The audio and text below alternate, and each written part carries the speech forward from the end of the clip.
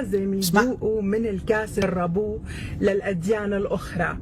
لازم يذوقوا وجع إنك أنت تقول عن دين آخر وعن كتاب آخر محرف وغير سماوي. لا والله، مش احنا أول من قلنا، أو مش احنا بس اللي قلنا إن كتابكم محرف. الكتاب يا شباب ده سفر إيه يا شباب؟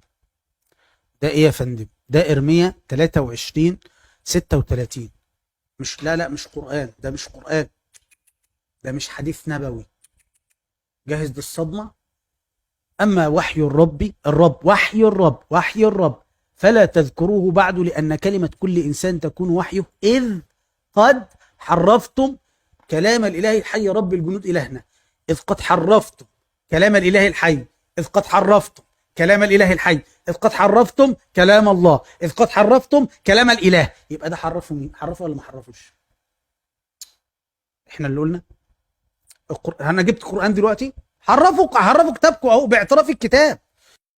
رسالة بولس إلى أهل روميا إصحاح 3، ده قرآن يا فندم؟ هل ده قرآن أصلا؟ هل ده حديث نبوي؟ هل ده كلام من كلام المسلمين؟ لا، ده رسالة بولس رسولكم.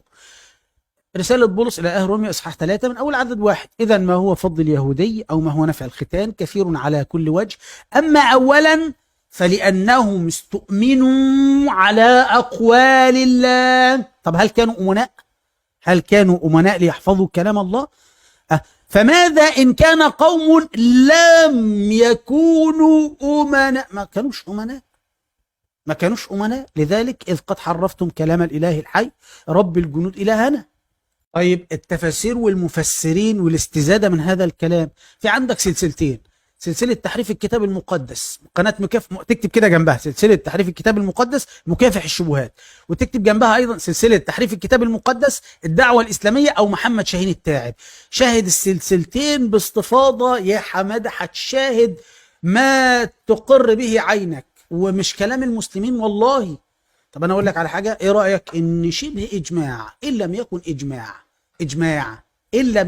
إجماع أهل الغرب قاطبة، علماء الغرب، بتحريف الكتاب، في شبه إجماع، لكن البت دي من قبيلة حاشا، ما تعرفش حاجة في مسألة النقد النصي ولا النقد المنصيش، ما تعرفش حاجة عن المخطوطات أصلا.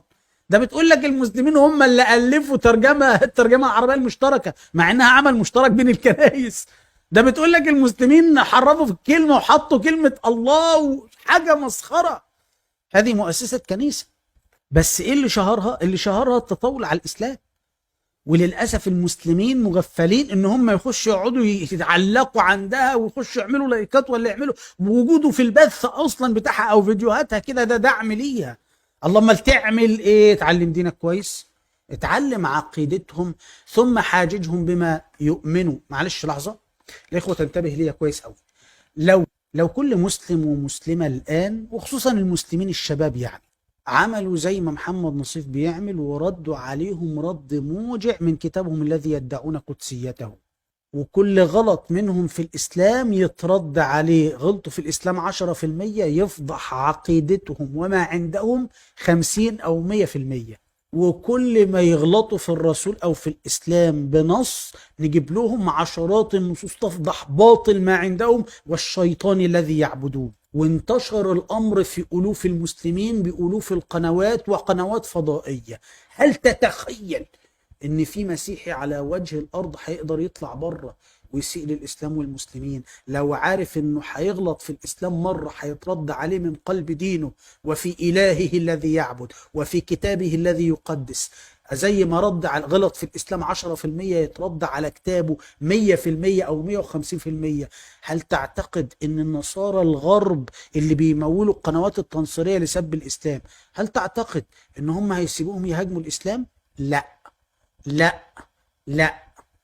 لو كان ردة الفعل أقوى من الفعل دوما لتأدبوا.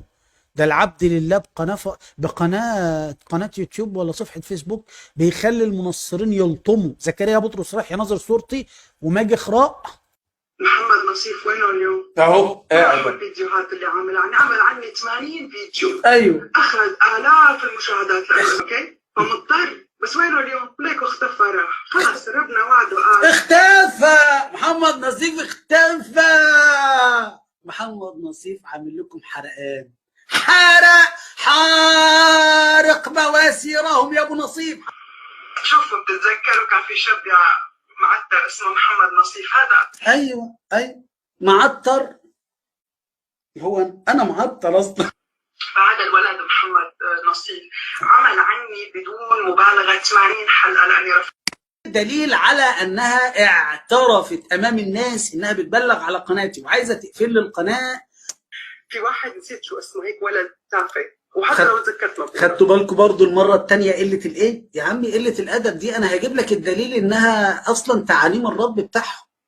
بلغت على فيديوهات عنه، بلغت صراحه سمعت الادمنز اللي بلغت طبعا مو انا. سمعت ايه؟ بلغوا بالاف ام سي. ايه الدليل انها بتبلغ؟ ايه الدليل انها بتبلغ على قنوات يعني؟ اللي بلغ طبعا مو انا، بلغوا بالاف ام سي على فيديو واحد لإله، هو عامل 60 لايف عني 60. ماجي خزان بتبلغ عني وعم تمحي لي وبتخاف من كلمه الحق. ليه ما بتقول للناس يمكن نصيف؟ لا يا شيخه، ليه ما بتقول للناس انك بتقول للناس يمكن نصيف؟ يمكن نصيف. لا طب ما هو انت اعترفت باسمي اهو. اسلام واحد قال لك انت حذفت الباقيين من خوفك على قناتك وخليهم لاحذف لك قناتك كلها. دي فضيحه عليك ولدينك ولربك. يبقى ما تطلعوش تفتحوا دراعاتكم وتقولوا نتحدى المسلمين طالما انكم اجبن خلق الله. سمعتوا يا مسلمين هذه المرشومه محروقه قد ايه من العبد لله ومن فيديوهاته؟ انتوا سمعتوا قد ايه محروقه من العبد لله؟ شفتوا يا قوم؟ نفس بتتمنى بقناه يوتيوب واحده تقدر بيها لما تتعلم دينك تزلزل الباطل زلزله، تقلب الباطل تقليبا. بقناه ولا بصفحه فيسبوك تلطم. ده مش بث واحد ليها، ده بثين ولا 3 ولا 4 بثات، كل بث فيهم محمد نصيف. عرفت الطريقه ايه؟ عرفت الطريقه اللي توجع، الطريقه اللي تأدب، الطريقه اللي تعلم الادب، مش الطبطبه ولا ربنا يسامحه ولا ربنا يهديه ولا ربنا يحرقه. مش كفايه.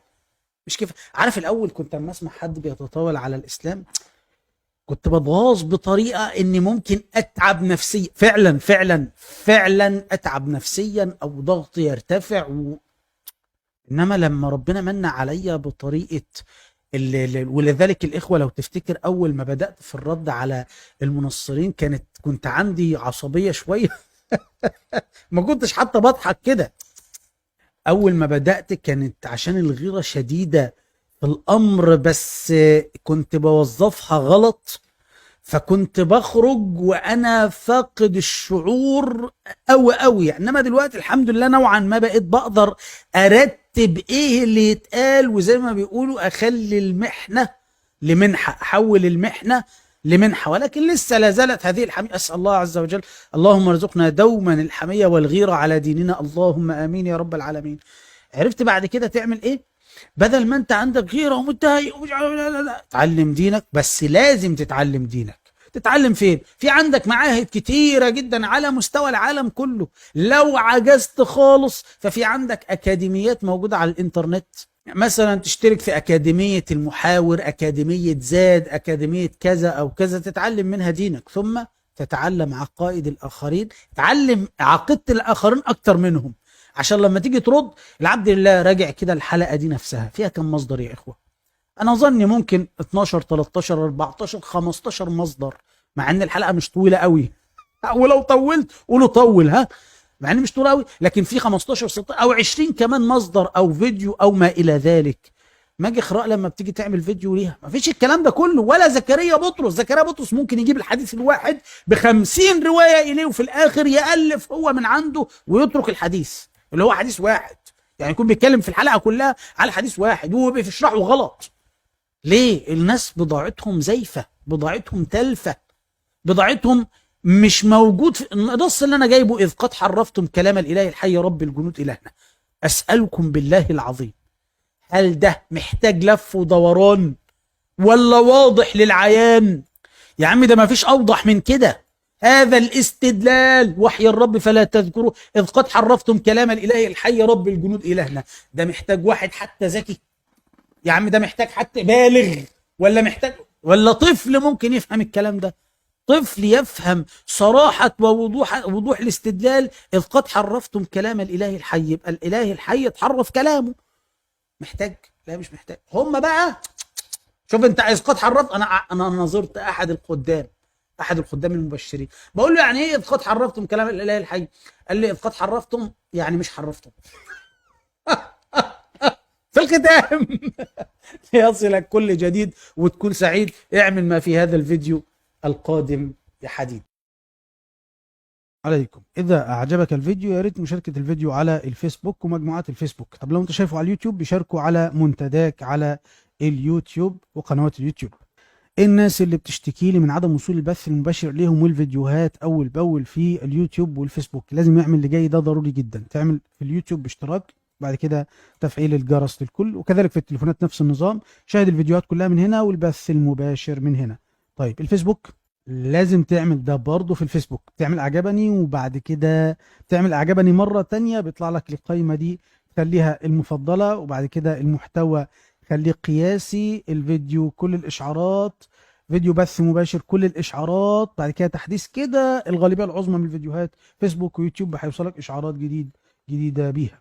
طيب الناس اللي كلموني على دعم اعلانات ومحتوى القناة والصفحة، ادي بيبال من هنا والباتريون من هنا، وفي الفيسبوك نفس النظام، وهتلاقي في اليوتيوب والفيسبوك في التعليقات لمن اراد دعم القناة والصفحة.